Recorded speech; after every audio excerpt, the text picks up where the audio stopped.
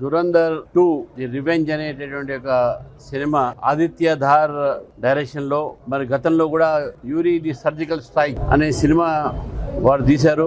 ఈ సినిమా నిజంగా ఏ విధంగా భారతదేశాన్ని కాపాడటానికి సరిహద్దుల్లో సైనికులే కాకుండా మన గూఢచారులు ఏ విధంగా వాళ్ళు వారి యొక్క కుటుంబాన్ని వారి యొక్క నిజ జీవితాన్ని త్యాగం చేసి దేశ రక్షణ కోసం అనేక కష్టాలు పడినటువంటి ఒక కథ ఈ దురంధర్ 2. అది చూస్తూ ఉంటే నిజంగా ఈరోజు అనేక దేశాల్లో భారతీయ గూఢచారులు భారతదేశ ఒక మన సమగ్రతని భారతదేశ ఒక మన సెక్యూరిటీని మనం రక్షించుకోవడానికి అనేక దేశాలు కుట్రలు పొందేటటువంటి దాని పన్నాగాన్ని బయట పెట్టడానికి గూఢచారులు పనిచేస్తూ ఉన్నారు. మరి అటువంటి కథ ఈరోజు చాలా మంది యువకులకు ఇది ప్రోత్సాహన చేసినటువంటి ఒక సినిమా. ఇది 2 భాగాల్లో దురంధర్ 2 తీశారో ఈ రెండు భాగాలు కూడా ఈరోజు యువకులు తప్పకుండా ఈ సినిమా చూడాలి. ఏ విధంగా అయితే అన్నిటికీ శారీరకంగా మానసికంగా ఆర్థికంగా చితికి ఏ విధంగా ఈరోజు దేశ రక్షణ కోసం మన ఇండియన్ స్పైస్ పనిచేస్తున్నారనే విషయాన్ని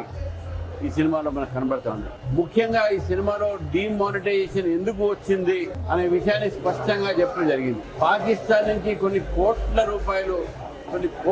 లక్షల కోట్ల రూపాయలు ఏవైతే జాలీ నోట్ దొంగ నోట్లని భారతదేశం ఒక ఆర్థిక వ్యవస్థని కూడగొట్టడానికి పంపించినటువంటి ఒక ఆ దొంగ నోట్లని రట్టుబట్టడానికి చిన్న పిల్లలకు 2,000 రూపాయలు 1,000 రూపాయలు 500 రూపాయలు అట్లా ఇచ్చి వాళ్ళతోని రాళ్ళేపించేటటువంటి ఒక నేపథ్యంని కూడా ఈరోజు మనం ఈ డబ్బు ద్వారా మనం చూసినాం. చాలా బాగుంది సినిమా. ఏ విధంగా పాకిస్తాన్ మన దేశం పైన రకరకాలైనటువంటి ఒక ప్రయోగాలు మన దేశంలో దేశవాసులను చంపడానికి ఇక్కడ ఉగ్రవాదాన్ని పెంచడానికి ప్రయత్నం చేస్తున్నారు.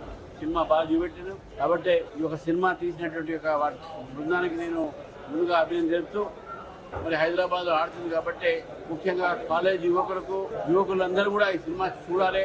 దేశభక్తితో మన భావన పెంచుకోవాలని చెప్పేసి కూడా మీ ద్వారా తెలియజేస్తూ మరి ఈ మధ్య కాలంలో పత్రికా స్వేచ్ఛ తెలంగాణలో మనం చాలా కోల్పోతా ఉన్నాం.